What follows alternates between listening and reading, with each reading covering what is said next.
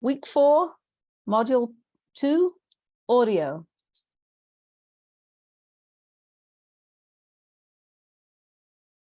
Radio is primarily a local medium. It's the oldest electronic medium, with radio stations operating either as commercial or non-commercial endeavors, and most air on the FM wavelength, while about a quarter are still on AM, mostly news, talk, and sports. Radio ads can be bought at the national or network level, as well as locally, but most ad dollars for radio are local. And like television, radio is planned by day part and format. In terms of day part, the key day parts, or the most expensive day parts in radio, are morning and evening drive, reflecting when people are commuting. And the top formats, which you can see on the right, range from country as the #1 format in radio, down to number 10, contemporary Christian. There are 4 types of radio distribution formats. What we call local or spot radio, which is similar to television in that it's purchased market by market, and most ad dollars, as mentioned, are spent in here. Network radio, where national ad dollars are placed in radio networks. Most often this is with news or against certain radio formats. And 2/3 of radio stations are affiliated with at least one network. It could be the West Woodland News or Weekends with the Breakfast Club, syndicated across many local stations. The third type is satellite. So here Sirius XM is offering a monthly subscription, but commercial time is only on about half of its channels. It's similar to cable TV in that they're offering both broad and niche content, and there are about 6 minutes an hour of ad time on the channels that have commercials. And then the fourth and the rapidly growing one is digital audio, either the web streaming of traditional stations or increasingly the pure play streaming services such as Spotify or Pandora. It may surprise you to learn that radio enjoys the highest weekly reach of any media channel. Almost over 90% listen to the radio during the week. And radio accounts for the 3rd highest media time spent per day, following television and apps on a phone or a digital device. Radio has also been shown to help enhance the performance of other media. When radio was added to the media mix, there was a 35% increase in the awareness of a TV advertiser and a 29% lift in the number of searches done on Google. AM/FM radio, or traditional radio, reaches consumers as they are heading towards purchase, while most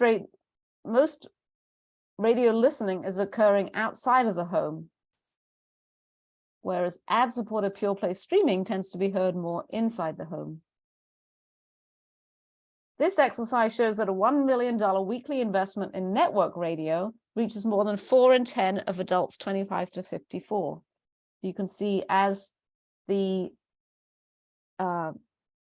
investment in network radio increases, so does the reach. And AM/FM radio delivers higher weekly reach than TV and digital together. Streaming is growing as a percentage of total AM/FM radio listening, but even so, as of 2021, over-the-air AM/FM radio still accounted for the largest share of audio time in total among adults. But more people are indeed listening to audio online, and here you can see the growth trend. So in 2022, 209 million people, or 73% of the population 12 plus, said they'd listened to online audio in the last month. And not surprisingly, online audio listening is highest among younger listeners, although it's rapidly increasing among those 35 to 54, almost to the same extent. Spotify is used most often among these different online audio brands. Podcasting is another rapidly growing area, although still accounting for a small share of audio time spent, but it continues to increase, and it's tripled over the past 5 years or so. And podcasts are becoming habitual. On average, the weekly podcast user listens to 8 different podcasts in a week. Podcast share of time spent has doubled among 18 to 24s from 2019 through 2021 and continues to grow. And the daily reach of podcasts is also growing rapidly among the 18 to 34s and 25 to 54s. AM, FM, radio streaming, and podcasts each help drive incremental reach.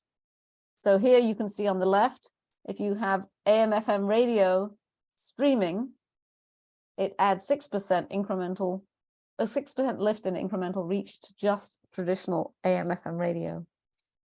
And the streaming generates a 49% lift in incremental reach to podcasting only. And podcasting generates an 11% lift in incremental reach to only AM, FM radio. So what this is saying is if you add another form of audio, you will generate incremental reach.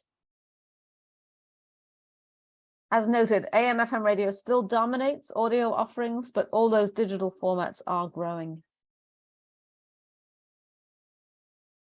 Studies have demonstrated the return on audio investment, and there are 2 different methodologies typically used to measure audio's impact. Match market tests. Here, the brand needs the same approximate growth rate and penetration prior to the campaign with radio versus without radio markets, and then Nielsen can passively collect purchase data using match cell experimental designs. Or single source tests, where radio is measured and collected passively through the personal portable meters that are used to measure audio listening, and again, combined with purchase data. You can also ask people what they're doing or what they've been exposed to, but that tends to be less robust. Here's one example where AM/FM radio generated incremental reach, outsized sales growth, and a significant return on ad spend in a case study for one retailer. A study done by on behalf of the radio industry found that for each dollar invested in radio, there were significant incremental sales delivered across various categories. And radio is also proven to help drive awareness when used with other media types. So here you can see on the left, the awareness among those exposed only to TV, which was 40%. And when you have TV and audio, it jumps to 54%. And this was a campaign for an auto dealership. Benefits and drawbacks of audio. The benefits include it has a strong local appeal. It can reach the right audience for your particular brand. There's the useful phenomenon mentioned earlier of imagery transfer. When you hear an ad on the radio and you remember the visuals that you saw either digitally or on television, it's an inexpensive medium, so it helps to keep the cost down. And also because it's inexpensive, it's often used to build frequency. Because a lot of radio is consumed out of the home, there is often a short time between the media exposure and the purchase occasion. And there's a lot of creativity and flexibility in messages. The drawbacks, it is heard as a background medium and it's sound only. The message life is short and it does tend to be fairly fragmented. Key terms for planning and buying audio. The average quarter-hour rating is the standard time period for radio measurement, defined as the average number of the target listening to a station for at least 5 minutes in a 15-minute period. And the impression, which is similar to other media, represents the number of the target audience that receives an opportunity to listen to the ad message. And this is a gross or duplicated measure. And the definition, the formula is the total number of rating points divided by 100 times the target audience. Next up, out of home.